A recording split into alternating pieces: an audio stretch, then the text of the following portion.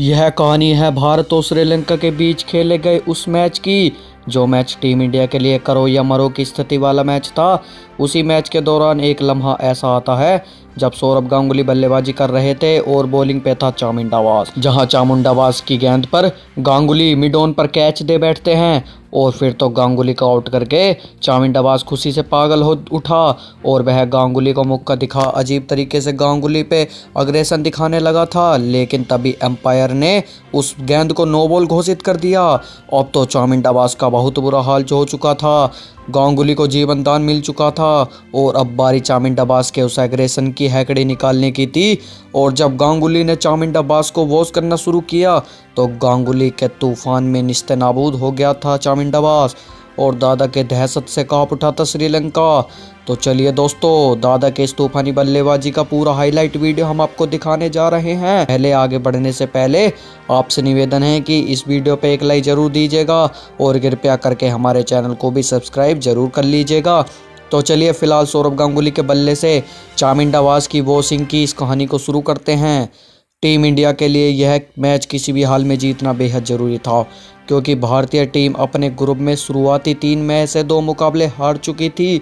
इसलिए defending champion Sri Lanka के सामने टीम इंडिया के हालात करो या मरो की स्थिति वाले हो गए थे और इसलिए टीम इंडिया पूरे जोश और जुनून के साथ इस मुकाबले के लिए टोन के मैदान में उतरती है, जहां श्रीलंकाई कप्तान ने टॉस जीतकर भारतीय टीम को पहले बल्लेबाजी करने का निमंत्रण दिया और श्रीलंकाई कप्तान का यह फैसला काफ़ी हद तक सही साबित होता हुआ दिखता। जब भारतीय पारी की शुरुआत करने आए गोपन रमेश को चामुंडावास ने महज 5 रनों के स्कोर पर आउट करके पवेलियन का रास्ता दिखा दिया था। तब भारतीय पारी की डूबती नैया को निकालने और सौरव गांगुली का साथ निभाने राहुल द्रविड़ मैदान पर आते हैं। फिर इन दोनों बल्लेबाजों ने बड़ी ही वीरता से भारतीय पारी को आगे बढ़ाना स्टार्ट किया और देखने के बाद ही देखते टीम इंडिया के 10 ओवर की समाप्ति के बाद 1 विकेट खोकर 62 रन स्कोरबोर्ड पर लगा दिए। लेकिन तभी घटती है वह घटना जिसने इस पूरे मैच का रुख ही बटर पलट के रख दिया था। चामुंडावास की गेंद पर गांगुली कैच आउट हो जाते हैं और चामुंडावास का सेलिब्रेशन और गांगुली को मुक्का दिखाना इतना भारी पड़ गया था कि मानो गांगुली के सीने में एक चिंगारी सी जल गई हो।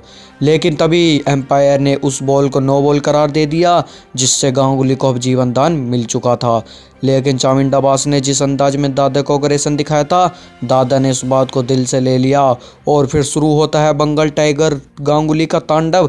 गांगुली ने चामुंडावास को आड़े हाथों में लेते हुए प्रहार करना शुरू कर दिया। दादा के तूफानी बल्लेबाजी से टोन का मैदान दहल उठा और चामुंडावास के साथ साथ श्रीलंका के सभी गेंदबाज उस तूफान में ध्वस्त होने लगे थे। वही दूसरे छोर पर राहुल द्रविड़ भी बढ़ के गांगुली का साथ निभा रहे थे। आमतौर पर टेस्ट स्पेशलिस्ट और धीमी बल्लेबाजी के लिए जाने जाने वाले राहुल द्रविड़ भी आज तूफानी के मूड में थे। इसी के बीच दोनों बल्लेबाजों के बीच एक शतक की साझेदारी बनती है और साथ ही इन दोनों बल्लेबाजों ने अपने अपने अर्धशतक भी पूरे कर लिए थे।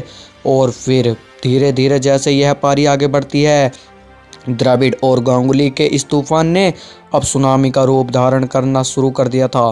तब राणा तुंगा ने अपने सबसे बड़े हथियार मुथैया मुरलीधरन को बॉलिंग अटैकर पर बुलाया, पर आज गांगुली की इस अदालत में मुथैया मुरलीधरन के लिए भी काफ़ी की कोई जगह नहीं थी।